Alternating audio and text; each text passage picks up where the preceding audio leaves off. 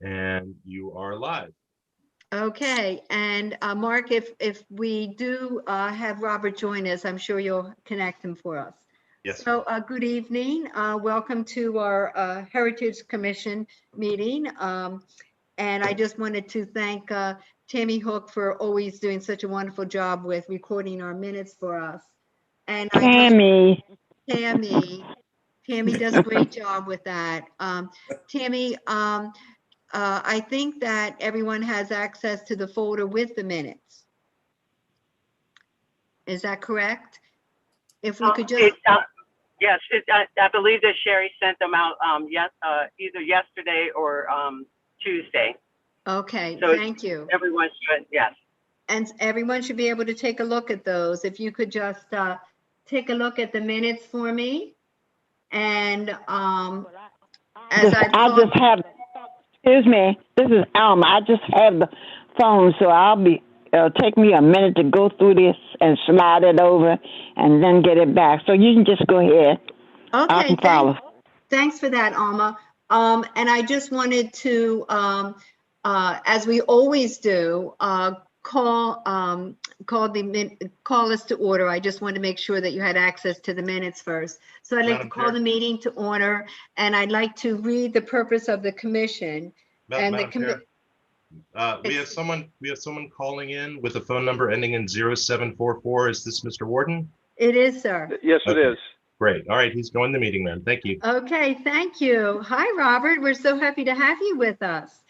I was just getting ready to, I just welcomed us to the meeting, and I was wondering if you wanted to read, as you always seem to do, read the purpose of the commission, or did you want me to read it?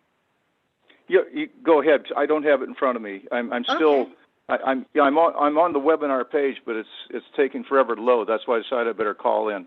Oh, great. We're so happy to have you.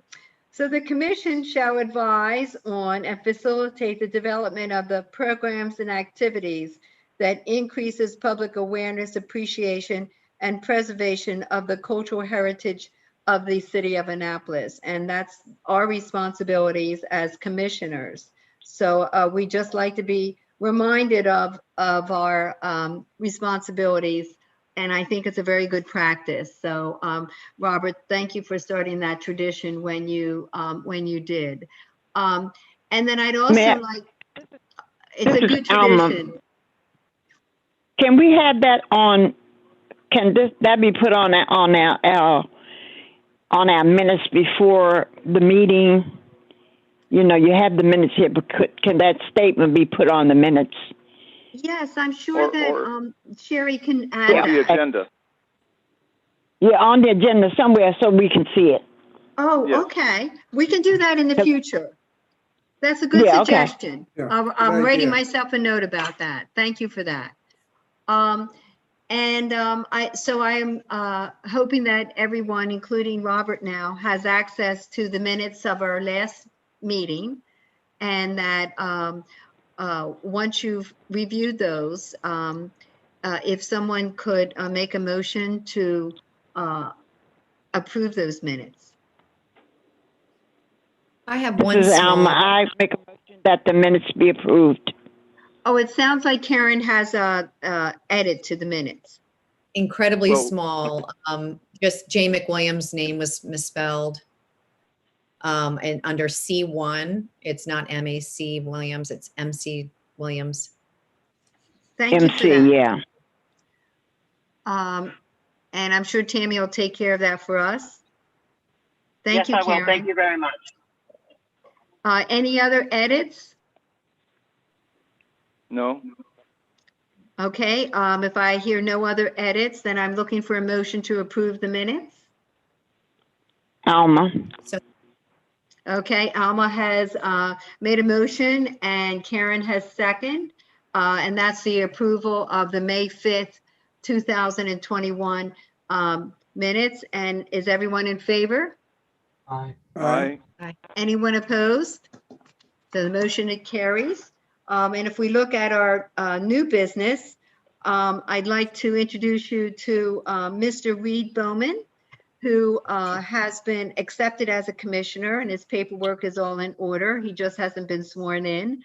and we're delighted to have him join us as a public member today. He cannot vote yet since he hasn't been sworn in officially, but I just wanted to say that Reed Bowman is an attorney.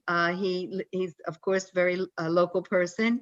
He's also works for Watermark with me, and he's a colonial stroller. So he talks about history with both in the general public and with to school children.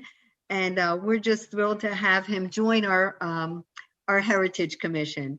And Reed, I'm just going to give you a moment to say a few words about why you wanted to join us.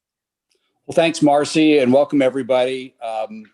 Yes, in addition to just having interest in history, I love the part about Annapolis, just its cultural history and its overall culture. So in addition to having an interest in history, I'm also an active musician in town. I play at the Annapolis Summer Garden Theater. I play at Colonial Players and Children's Theater of Annapolis. So I kind of bring that eye to things as well, the music scene, the local theater scene. I've done some volunteer work for kind of on an ad hoc basis for the Hammond Harwood House, again, connected to history. And then Marcy has graciously asked me to help out with her We the People campaign, teaching high school kids really not only kind of debate skills and everything, but most importantly about our Constitution. So I'm happy. I will just kind of tiptoe in and kind of get my sense of things for a while once I get sworn in, and happy to help from there. And Reed, we're just thrilled to have you. And if I could just have everyone, beginning with Sam, who's to my immediate left, to introduce themselves to Reed, so Reed can kind of know who he's on with. Sure. I'm Samuel Biddle, lifelong Annapolis resident who grew up in Ward 1. I went to the College of William and Mary, so I've gotten a decent exposure to historical preservation and I almost want to say the world building that goes along with it. Williamsburg is another scale, but Annapolis certainly has that. And especially with sort of the cultural conversations happening on a national level right now, it's really interesting to see how work around heritage develops. So this is only my third meeting, I believe. So welcome. Nice to meet you, Sam. Whoever wants to go next, David? Sure. Hi, Reed. I'm David Haight. I've been described as a carpetbagger, coming from New Hampshire, originally from New York. I taught high school history, and since I've been in Annapolis for the past 15 years or so, I've had an interest in the parole camps and have done some research for the city and the Annapolis History Consortium. And welcome. We're glad to have you. Thanks, David. I just want to say, as the son of somebody born in Boston and raised in New Hampshire, that I can relate to the carpetbagger, or perhaps damned Yankee in addition. This was Jean Russo, and she was kinder than to call me a damn Yankee. Thank you. John? Who do we have next? Karen. John, Karen? Karen. Okay. Hi, Reed. My name is Karen Timer Brown. I run the Preservation Division at Historic Annapolis. I've been on the Heritage Commission not very long, maybe 2 years. And prior to coming to HA, I worked in the City of Annapolis Planning Division and the Historic Preservation Division, and was partial staff to the Heritage Commission and the Historic Preservation Commission. And prior to that, I worked for the Fed's Advisory Council on Historic Preservation. Interested in preservation policy and planning. City Dock Project was one of my main projects in the past couple of years. Looking forward to working with you. Yeah, ditto. Nice to meet you. Nice to meet you too. How about Robert? Yes, hi, this is Robert Worden. I guess I'm a carpetbagger too. 2021 marks the 50th anniversary of my arrival in Annapolis, and I haven't been the same since. I've been on the Heritage Commission since its inception. I think that was 2012 or some date like that. and just my appointment, I guess this is my third appointment, just was renewed. I help coordinate the Annapolis History Consortium, been doing that since 1992, and I'm mostly involved in the history of St. Mary's Parish and have written on that and been involved in other historical commemorations over the years. Thanks. Thank you, Robert. Hey, Rob. Alma?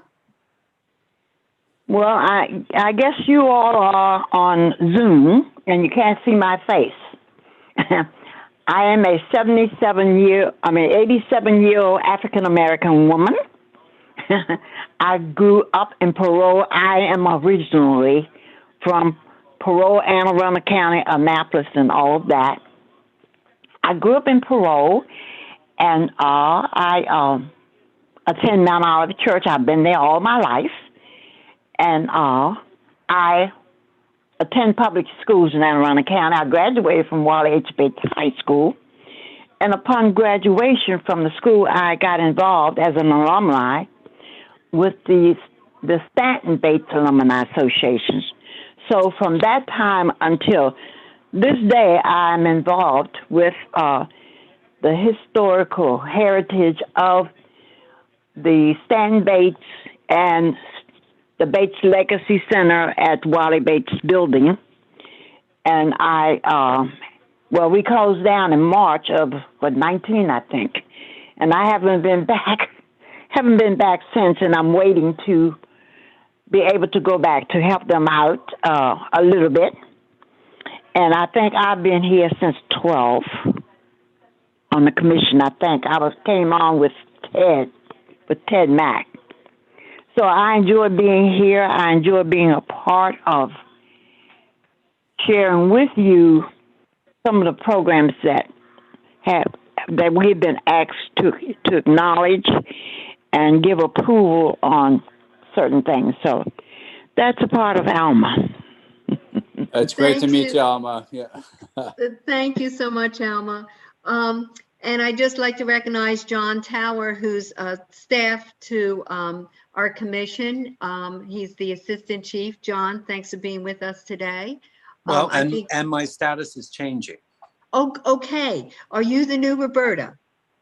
No, no one will ever be the new Roberta, but I will be the chief of preservation. Oh, wonderful. Hey, Okay. congratulations. Wow. Thank you. We're welcome. Thank you. Officially welcome. We're happy to have you, John. And I also would like to recognize Tammy Hook. And Tammy Hook has been with us since the beginning and takes such good care of making sure that our notes are very precise and always in order and keeps us on point. So Tammy, thanks for everything you do. We really do appreciate it. So, and I'd also like to recognize Mark Hildebrand. Mark, he wears many hats. And Mark is also East Puerto Rican with me. And he's been heading up a wonderful program with the sign replacement. And I really am so excited about that. So that's who's online today. And if we can just, I'm going to call in Karen to give us an update on the interpretive plan and the new exhibits at Historic Annapolis. Marcy, Sure. Yes, before she does David. that, does Reed know who you are? Reed knows me well. Okay, just checking. Reed knows me well. He's been recruited in many different ways. So as actually, David, when he sees me walking towards him, I think he gets nervous. But we actually are walking a group of high school students around Annapolis tomorrow together. So we get to work together quite often. Okay. Karen? All right, well, Marcy asked me just to share a few words about a couple projects that we're working on at Historic Annapolis. One of them is in partnership, actually both are in partnership with the National Park Service Chesapeake. I think, can everybody hear me okay, Alma? Yes. Yeah. Yeah. Mm-hmm. So the first one is a master interpretive plan for the city dock area. I think I may have briefed you all on this at our last quarterly meeting. The draft is under final review. So Marcy, I'll share it over with you shortly once it's been blessed, but it's a great collaborative effort, again, with NPS, a team working with the National Park Service, Chesapeake office based out of Eastport, and a small team at HA. And what it identifies, the ultimate purpose of the document is to help provide a vision for the future, sort of as Sam had alluded to in his introduction, this idea that areas or items or resources of cultural significance to a community has broadened over the years, and what a community might find that's culturally significant to them doesn't necessarily fall within the same traditional understanding, like big gorgeous Georgian houses, for example. And so what this interpretive plan attempts to do is help create a vision for the future about identifying what are areas of natural and cultural significance to a community and how we can better connect with those resources, sort of help broaden our understanding and our appreciation and our experiences in the City Dock area. Shortly after we started the project, we realized that our scope was a little bit too small. We included also Eastport for the maritime connection and the Naval Academy with its military connection. But Alderwoman Prindell Charles is really trying to shed a vibrant light on the cultural significance of the Pearl community, Mills Pearl area. And so our study area has kind of encompassed part of Mills Pearl in addition to the City Dock area.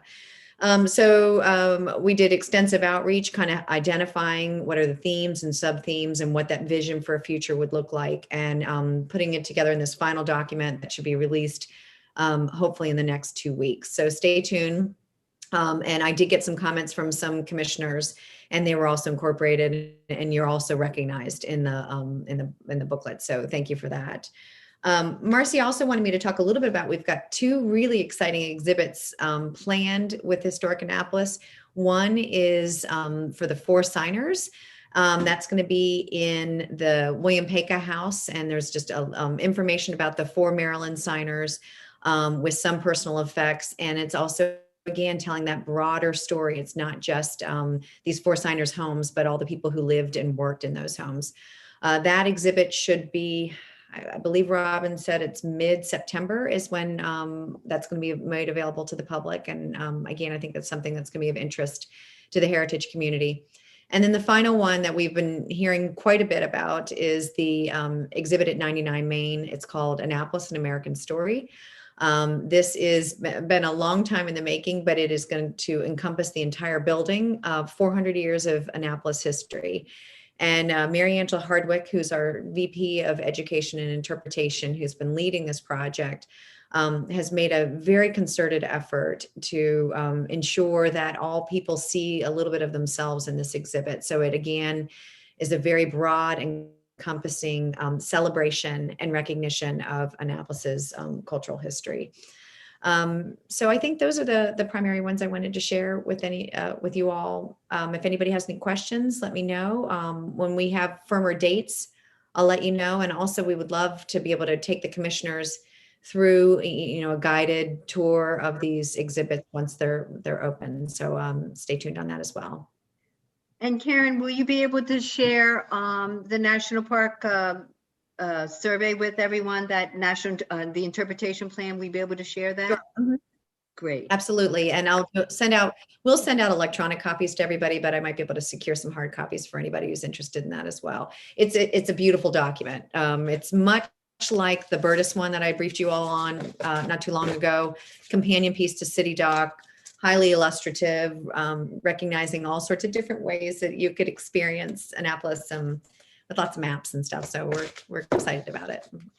And I have to thank Karen for her leadership on this project. It is just a wonderful, wonderful document. She's been working on it for over 2 years, and it really is a wonderful document. And she's managed to capture so many voices. I forgot how many people you interviewed, Karen. It was about 40. Mm-hmm. So plus, that was well done. Marcy had put together a teacher advisory group, which was really helpful, of Maryland educators, social studies educators throughout the state, about what are the online resources and what are what are various teaching, companion teaching curriculum guides that, that we can put together that would help inform field trips, today's programming. Any questions for Karen? Thanks, Karen. No. No problem. So She mentioned hard copies. Excuse me, this is Alma. She mentioned hard copies. Anytime you have anything, would you please mail it to me, please? I think you all have my address. I do believe we do, but we I'll do. double check that with Chair. Okay. We'll make sure you Yes, get a ma'am. copy. I'll make sure you get a copy. Mhm. Thanks, Alma. I'd like to, the next item, you might have wondered what that was about. And on and off over the past few years, I'm going to say Robert will remember this the most. We have had, I'll say, opportunities, or we wished we had opportunities to have conversations with the Commission on the Art in Public Places, because a lot of our work seems to overlap. And it has been a concern of ours that we don't have enough communication. I believe it's a problem. And you might have remembered a certain statue that was put in the middle of West Street, and we weren't asked to review it until it was too late, and we found a mistake. So things like that have occurred. And although we do review the language on plaques and statues and whatever else is being put up as part of our job, I feel when another commission makes a decision that is also part of our responsibility, and they don't check in with us, and that becomes a problem for us. So with your permission, I don't even know how, I guess John can guide me through this. I would like to reach out to them and offer an opportunity to have a conversation with them and see if they cannot understand what our role is in the work that they do and how important it is for us to work together. So I was wondering how you feel about that. I think it's a good idea. I mean, the mistake that was made on the statue in Westgate Circle is not a minor date mistake or anything like that. It's a major mistake that this commission certainly would have caught had it come to us. So maybe they think we're stepping on their toes or something, but how can it hurt to have more people look to make sure they're doing things right? This is Robert. David's absolutely right. We would have caught that. In fact, we did. As soon as we saw the plaque, we caught it in the flash. And we're not trying to usurp their prerogative of reviewing the artwork.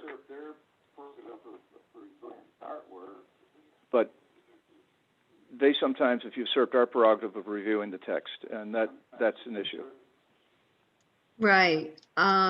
So, John, is this something you can help me, guide me through this, or do I just reach out to the chair? What's your recommendation? If it's within the historic district, I would have some involvement, but that particular statue was not. And I have to say, I was a little surprised by everything about it. So the fact that the plaque was a little inaccurate doesn't surprise me either. It was how can I put it? It was a statue that was available, so we took it. Okay. So John, is do you believe it's appropriate for me to reach out to the chair? I don't see why not. Okay. And just open communications. I just feel like, I think that's the better way to roll rather than have a situation where we're really have to communicate with them. Right. Well, the real question will be if they will share information with you for your review. They might do it informally. I don't know if they would do it formally, but it never hurts to have a proofreader. especially if you're putting it in bronze. Right. This is Robert. Also, I think it's important that if we see something referred to us that has art in it, that we make sure they've seen it. There's no way of knowing we get a project come at us whether or not both commissions, and in some cases, Historic Preservation Commission, actually the communication there is pretty good, I think. But there's no way of knowing who's seen what. And that's something that perhaps somebody in the city government could help us with. Not necessarily only John, but maybe someone else. I don't know. Yeah. Well, I mean, you might ask that some of their information is shared with you, because all committees, all commissions are open to public review, and all of their information is shared or shareable. Okay, well, thank you, John. I'll be in touch with you further about that. I don't believe this is something we need to vote on. Do you think? Nope. It's just really a communication. I just wanted to open it up for discussion and get your opinions about it. And this is Alma. In a lot of cases in these meetings, there has been a lot of lack of communication and a lot of the things that we've tried to do. Because maybe we have it together and they don't have it together, or they won't get it together, or whatever it is. But, you know, we need to agree to disagree, or disagree to agree, whatever. Right. And I think it's good to talk about it so that everybody would have an understanding as to what's going on. It's for the benefit of, you know. Exactly. I agree with that. Well, and if I could just add, Karen. John's point, there is sort of this overlap with the Historic Preservation Commission in the historic district, but outside the historic district, there really isn't any. And so if we have open communication with Arts and Public Places, then there is this recognition that the Heritage Commission reviews language, not only from proofreading purposes, but also for historical accuracy and things of that sort. So I don't see any downside to not trying to open up that communication with them. Well, good. Then I will definitely, with John's assistance, reach out to them. Thank you for that. The next discussion is something that was on our agenda previously, and I felt like it wasn't covered enough, or in my mind, I didn't feel as though we had addressed it enough, and that is the commissioner's role in cultural celebrations. And we just had one with the Juneteenth celebration, but we were in fact talking about the Alex Haley celebration previously. And I guess what I'm curious about is, based on our mission and our purpose, is this something that we really do or should do? I'm not sure we do. So help me out with it.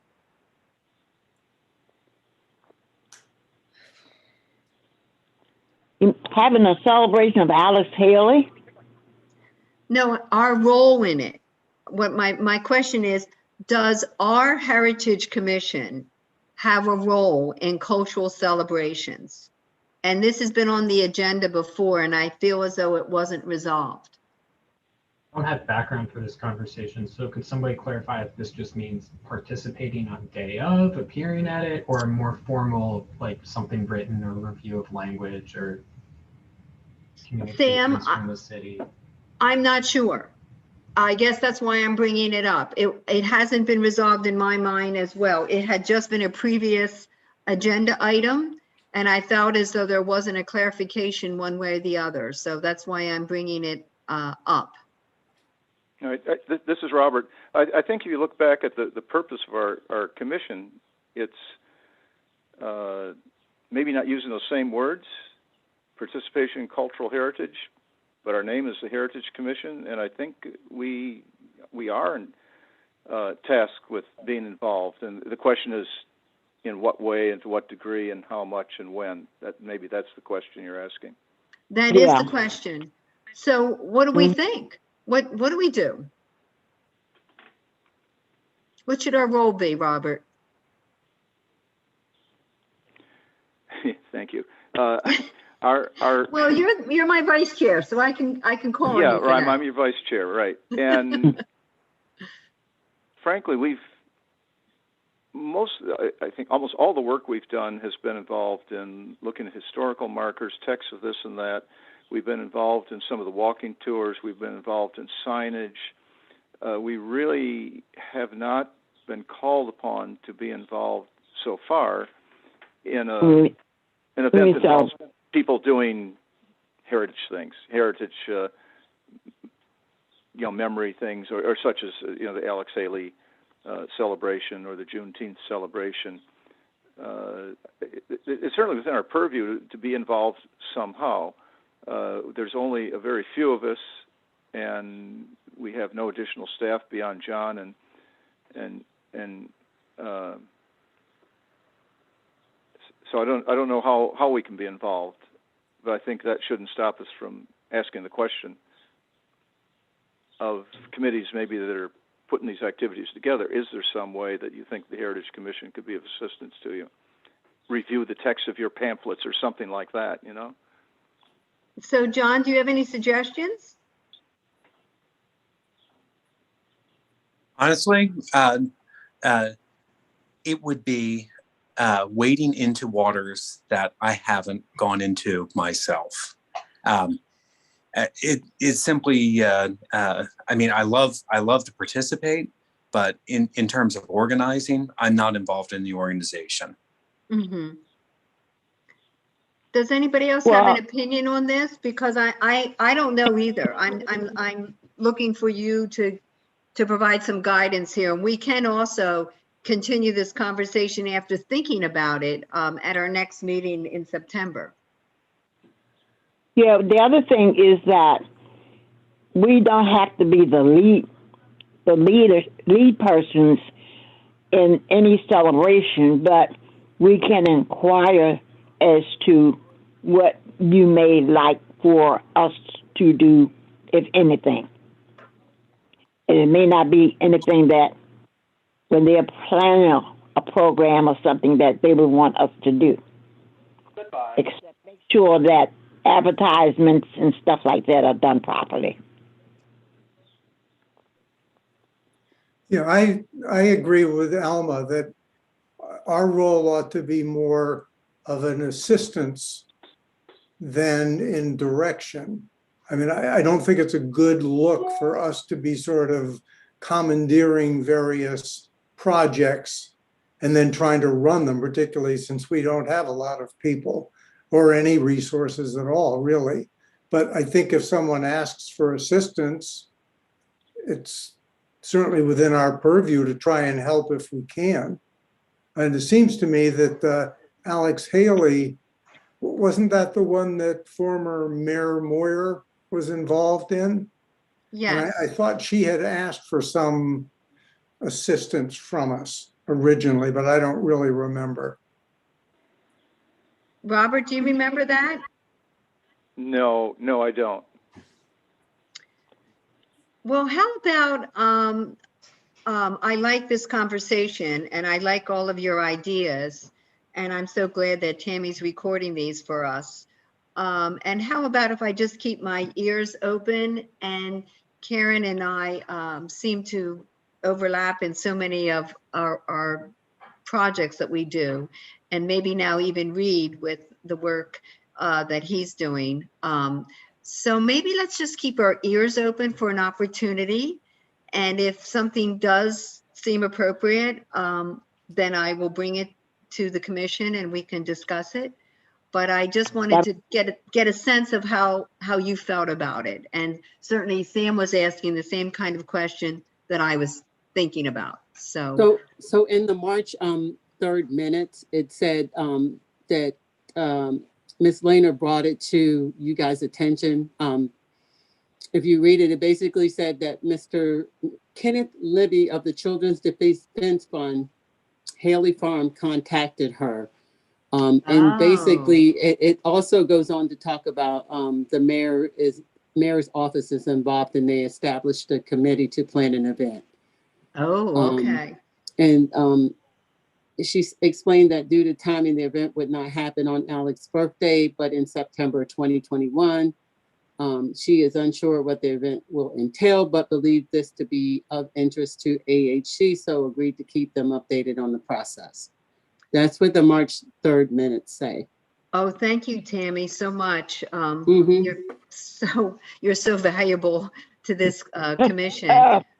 So thank you for that reminder. And I will go back and review that myself and communicate with them since Roberta brought that to our attention, and see what's going on there. And if there's anything else you need to know, I will communicate that to you and to John. But thank you, Tammy, so much. I was unsure what it was about myself. Okay, that really clarifies it. Thank you so much. I was just wondering. I'm trying to go back and look at things that I feel like maybe we weren't clear about, or to set some guidelines on as I'm taking on the new role of the chair. So forgive me if I'm stumbling through some of this. But that's all right. Thank you, Alma. So thank you again, Tammy, for that clarification. I just wanted to, this is part of what's going on with Eastport. And again, Mark has done such a fabulous job with the Eastport signs, replacement signs, and he updated us at our, in our May meeting.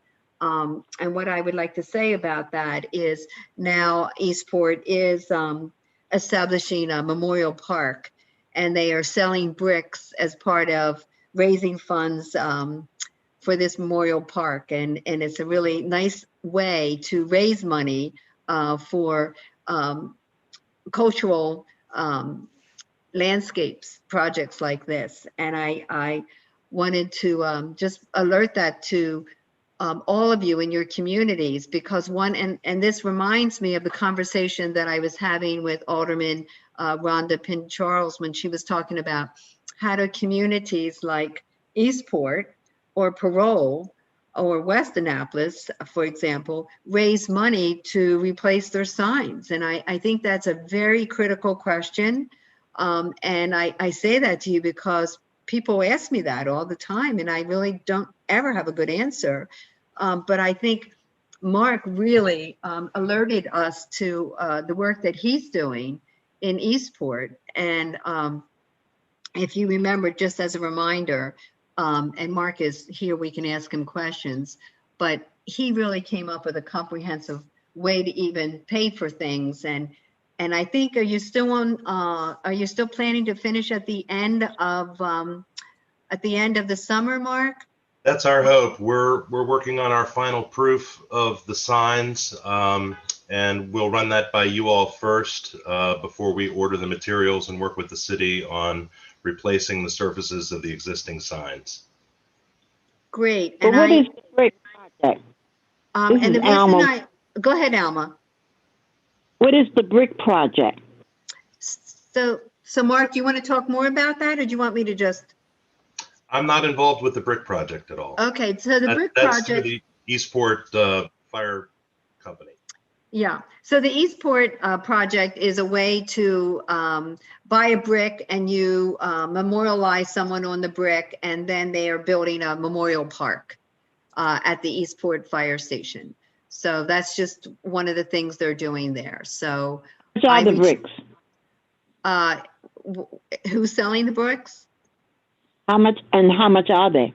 I think they're, Alma, I think they're $100 a brick, but I'm not sure. But okay. It's a way to raise money. And I just am bringing that to your attention because a lot of communities like Parole are looking for interesting ways to raise money for sign replacements. And it's very expensive. And some of these signs are delaminating sooner than they should. And that's another situation that. Well, excuse me for cutting you off. The Community Health Center at Parole, we did a replacement on the sign there. Yes. And that's what did. was brought to my attention. And Yes. I can't remember. It cost almost $2,000. yes, I think. it's expensive. Yeah. So my question is, and that's Great. the number 6 item is, parole is in the process of replacing signs too. And then I just am reminding all of us that one of our big tasks in the years past has been we've done a wonderful job with our maps of the communities. And I know that Eastport, Mark has set up a plan to even, I think you've added that to your budget. Is that correct, Mark? To do the Eastport walking map over? The walking, Yeah, the walking map, the Eastport walking map. no, this is just the signs, Okay. just the actual physical signs. We're not taking on any other software or anything like that. So, Okay, so Mark, are you aware that there's an Eastport walking map that goes along often with the signs? well, we have miniature maps on the signs themselves. That's really the only tie-in that we have. I know that Eastport, the Maritime Museum, also did a walking tour that was based on the World War II era. That was a virtual walking tour. We're not connected with that in any way. We're simply trying to replace the covers of those existing signs that were put up about 15 years ago, and get them so they're readable and you can see the images again. And from there, who knows? Well, we do update our walking tour maps, and we had just updated Eastport about 5 years ago. And since that, every once in a while, somebody would send us an edit. Mark, they'll go, well, you know, my business has changed, or this sign is not representing my business now. So I say that to you because it's maybe something this commission might be involved with when we update the Eastport walking tour map. We might need to revisit, you know, your work and see if we can update our walking tour maps is my concern. Okay. Yeah, the problem is that the original group that got together to create the walking tour signs has disbanded. It's gone. The original files were gone. We were just simply trying to replace the physical stuff that's there and make sure that the information we have is accurate. So yes, if there's another organization that's managing that walking tour, by all means, let us know if there are errors or changes that need to be made to the signs. This is the time to do it, because once they're up, hopefully they'll last a lot longer than the original ones did. Right. Robert, do you remember about updating the Eastport walking tour maps? Well, yes, vaguely. We've updated. Karen's got one in her hand. Eastport, we've done historic district. We worked on the parole walking tour. Yeah. So yeah, the Eastport. And I think, Mark, it's not so much making changes to your signs. Your signs are great and would need no change. The question is updating the walking tour pamphlet that people carry around, and then they can see the new signs. Karen, hold it up again so Mark can see it. So this is actually West Annapolis. I'm pretty sure I have an Eastport one around here somewhere, but this was a series of maps. I don't know if Mark and John, I don't know how familiar you are with these two. It was something that Lisa and I started years ago, scavenger hunts for history. John Holland did the fun little, you know, word jumbles and things of that sort. And I think these were funded through CLG funding, certified local government funds, through the Historic Preservation Division. And the Heritage Commission had a heavy hand in the text and the editing of the documents. Yeah, the I think brochure as a map too. Yes. Yes. We had Parole, West Annapolis. We had West Street, Eastport, and then another one in Annapolis in the historic district. I downloaded an electronic copy of that Eastport brochure, and I think the date on it was quite some time ago. Yeah. So I don't know that it's been reprinted, recently, or if it wasn't available on the website. But a lot of the information there's much more detailed information on that brochure about houses and dates and background. The Eastport walking tour signs are pretty broad. So so again, I don't think that it necessarily is going to affect our project, but if there is something that needs to be changed, we're happy to change it. Well, it's just, and we had this trying to figure out, I think Sherry knew where the files were at one point, Mark. Does anyone else remember this conversation? Because when we were reprinting them, and we did, and it's in the last 3 years that we just reprinted everything. I know that one of those, the historic areas, we could not find the files. So there were electronic files on everything else. John, I don't know if you're familiar with this, and but certainly Sherry Pippin knew where the files were at one point. So I don't know. I think what my point was, if parole, which they are in, they're right now replacing signs as well, and it just makes me aware and wonder if we need to be thinking down the road of updating those maps. And I was thinking about that parole their map would need to be updated for sure. That's what I was thinking of. But this is Alma. Mm-hmm. You know, we have a historical sign out there at Mount Olive Church now about the history. Right. Yeah, you worked very closely on that that project, Alma, and it was really a good one. I just it's just as if we did this commission put a lot of time and energy into those walking maps, as some of you may remember, and they were very popular.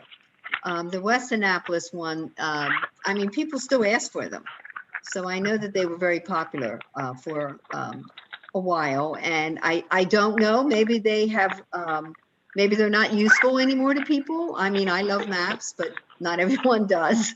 But how about if I check with Sherry just to see which files are available electronically? Yeah, please do, Marcy. If I could just add, Sherry is on vacation right now, so it should wait until next week. Oh, sure, it's not an emergency. Yeah, well, if I can also add, we did reach out to them about copies of them electronically to tie into the exhibit. You all might recall we discussed this a couple meetings back. Right. And Roberta could not find the electronic copies of the electronic copies of the maps, but I believe all of them are on the website, so you can at least upload them in that way, and maybe people can pull them up on their phones if they're interested in using them that way. But Roberta was unsuccessful. John, hopefully you might be able to have some success, and maybe Sherry, but she was not able to locate them. And the other one was the architecture in Annapolis one, which is old. That was like 2001, but that was another one we could never find the electronic version of it. Yeah, it's a shame because that was a really good one too. Yeah, that was one we wanted. That was a great one. Yeah. Any other discussion with the either replacement of signs or the replacement or updating any of our old walking tour brochures? Oh yeah, there it is, Karen. That was a great one. This is the one, yeah. Actually, I have one thing that might be of interest to the commission, something else that we've been working on at HA that's related to this. If I may, Marcy, is sure. You all, Robert and David are familiar with Historic Annapolis, the Historic Markers program, and our desire just to make sure that buildings in the historic district that are interested in being commemorated with a historic marker can do so.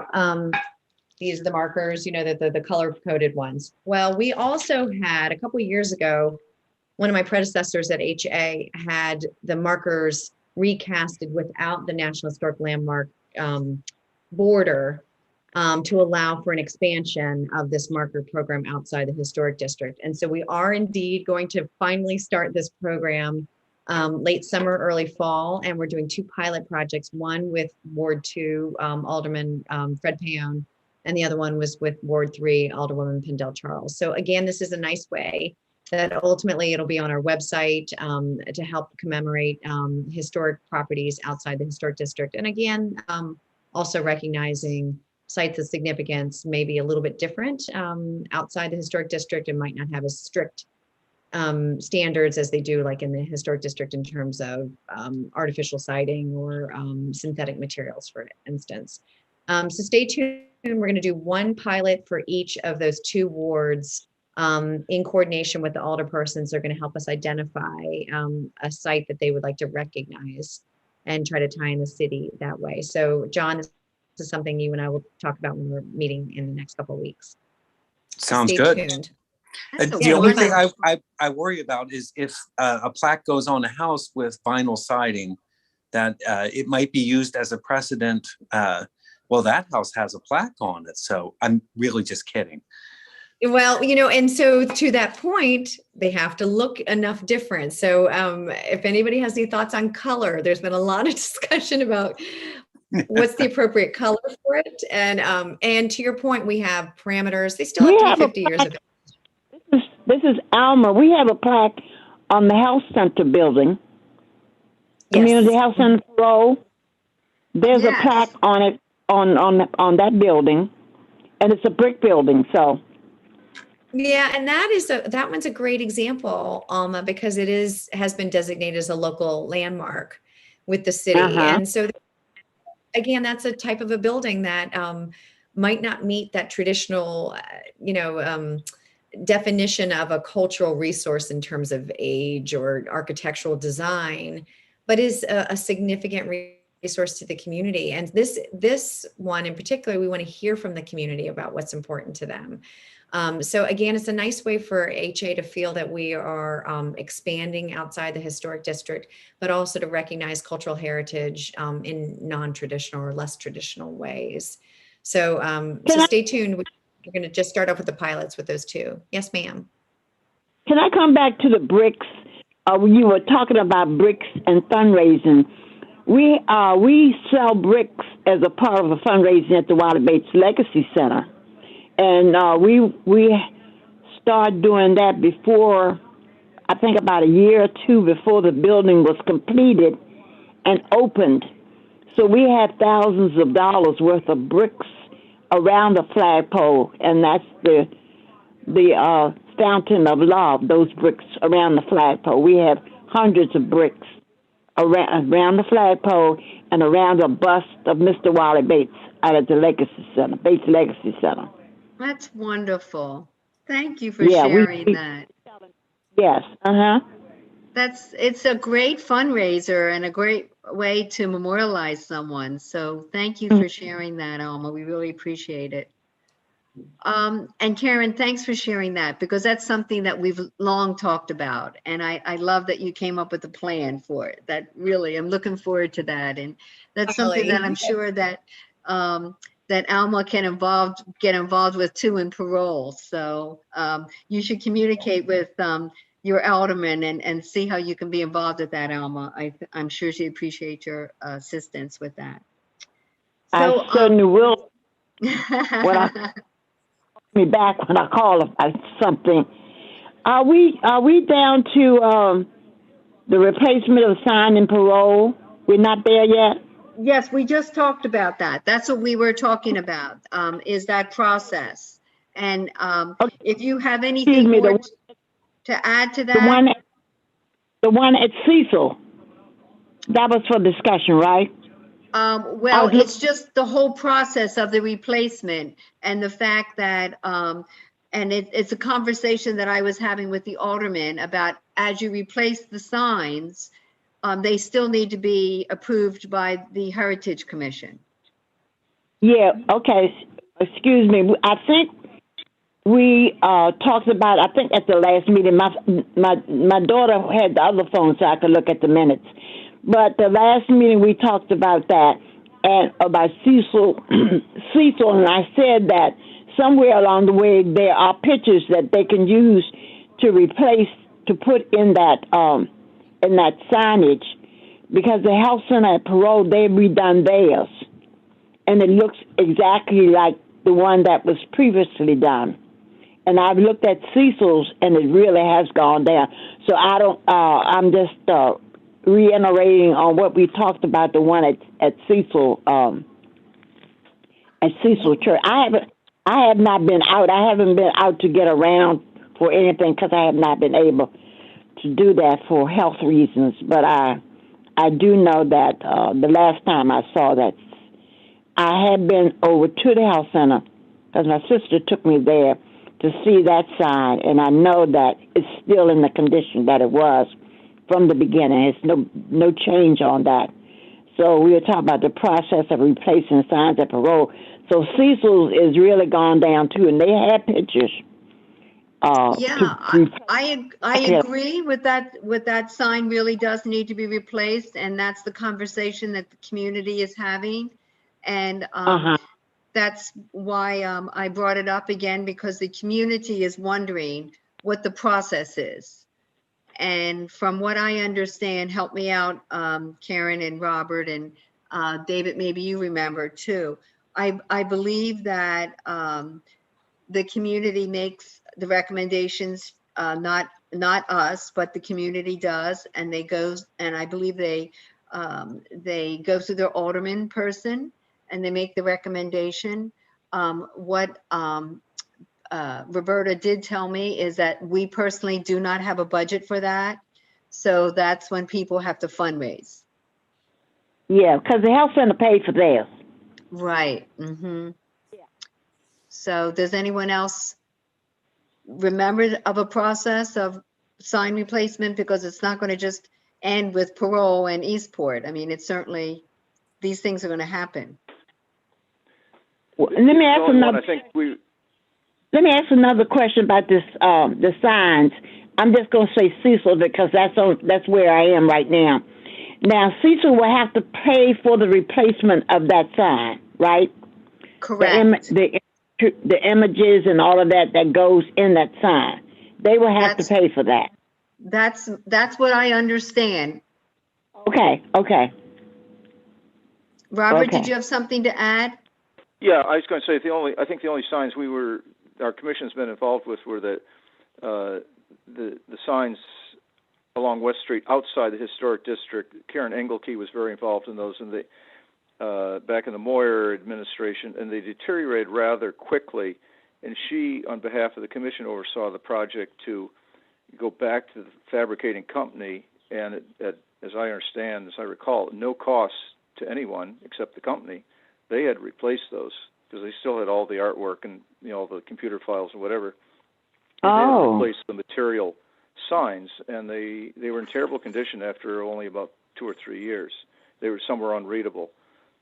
Faded and biofilm and everything else on them, and now they've held up pretty well since that happened because they use a different material. Do Cecil know that's the process of doing that? Well, their signs are much older than just a couple years old. Their signs are like 15. Classy Hoyle had them put in. Yeah, they understand the process. They did communicate that with me.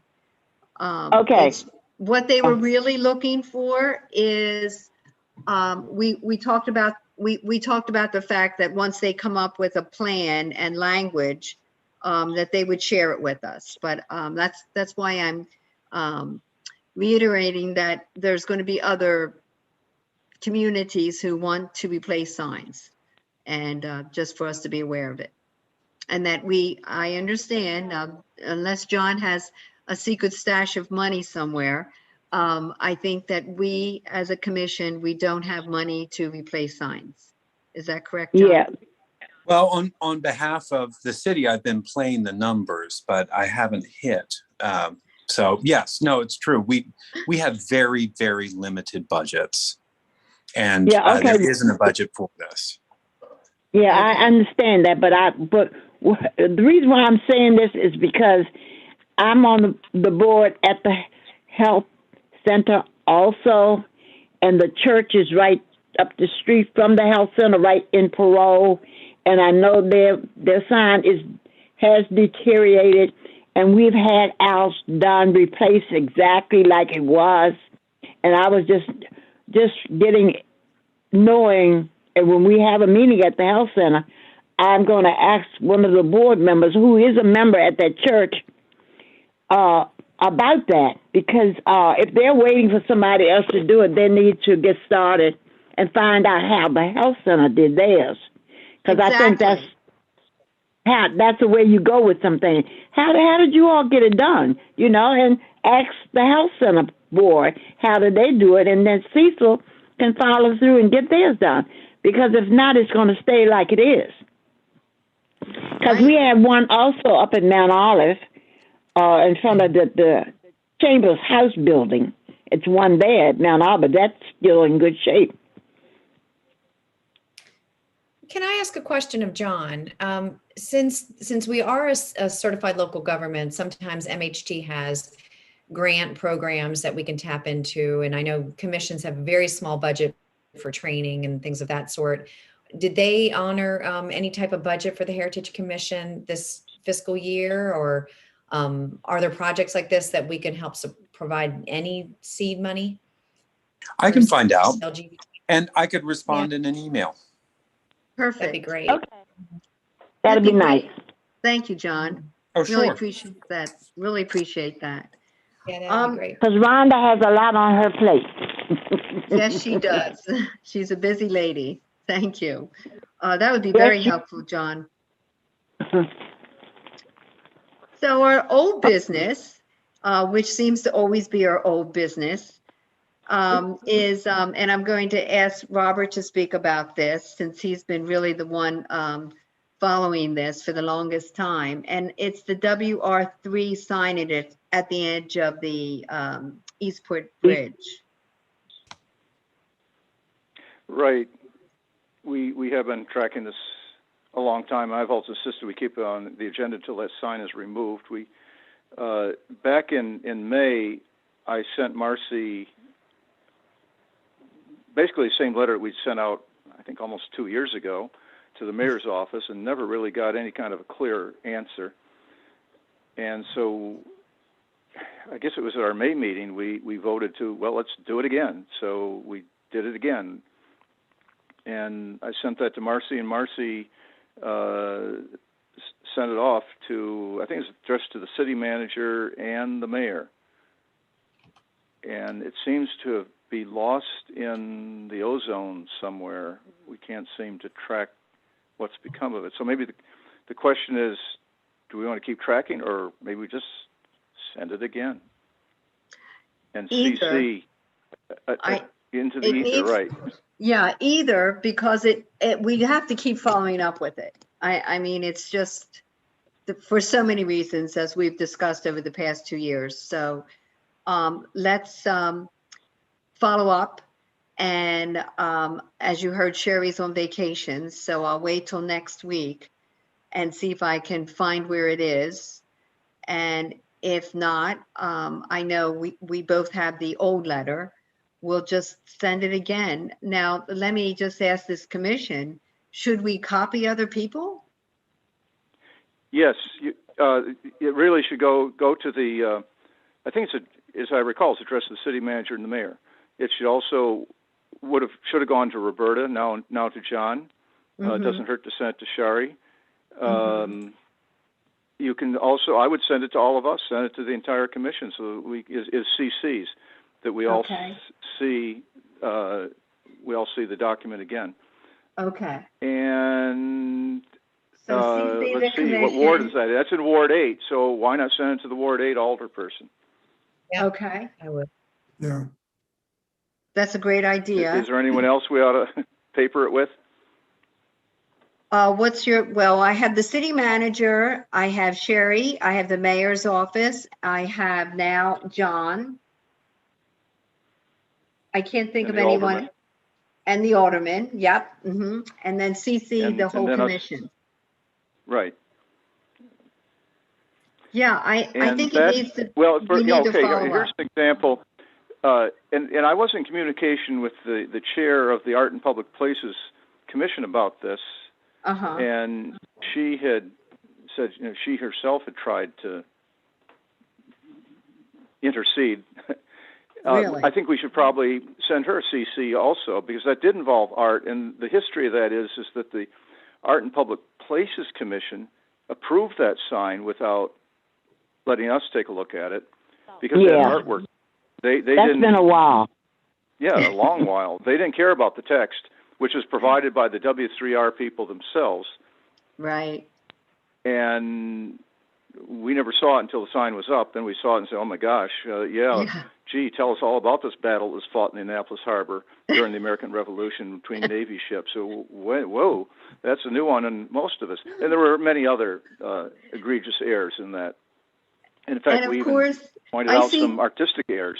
Oh, yeah. And I'm laughing at David because as every day I drive over or walk over that bridge, and it's the sign that everybody reads because it's such a bright blue sign, right, David? Right. Oh, it's a beautiful sign. Yes, looks nice. Beautiful sign. Everybody reads it. Right. And my husband is so tired of me complaining about it. Well, maybe you can get your husband out there with some black spray paint. We've already talked about that. Please don't record that, Tammy. Don't record that. Shouldn't be in the minutes. Don't put it in the minutes. I heard David say that. We were thinking about a chainsaw, but Tammy's comment. not going to put that in the minutes. No. Okay. So we're all in agreement. We voted and discussed this before. We're going to resend the letter and send it to the mayor, to Sherry, the city manager, John, and the Ward 8 alderman, and the chairman of the Art and Public Places, and then CC the commission. Okay, I move that we send that letter, reissue that letter. I second it, Alma. Everyone in favor, say aye. Aye. Aye. Aye. Anyone opposed? Okay, we're going to resend that letter. Thank you, Robert, and thanks for really being so persistent. I really do appreciate that. Okay, thank you. You're welcome. And if there's no further old business concerns, we will end the meeting early.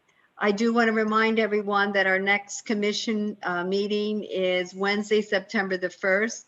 And when Sherry gets back in town, I'm going to ask her to put together the calendar for the year, as she usually does in the summer, and send it all out to you. But for Reed, as a new member, we meet quarterly on Wednesdays. Usually it's the first Wednesday of the month at 5 o'clock. It's actually every. I think we usually meet on odd months. We meet bi-monthly. Not quarterly. Sorry. On the first Wednesday of the month.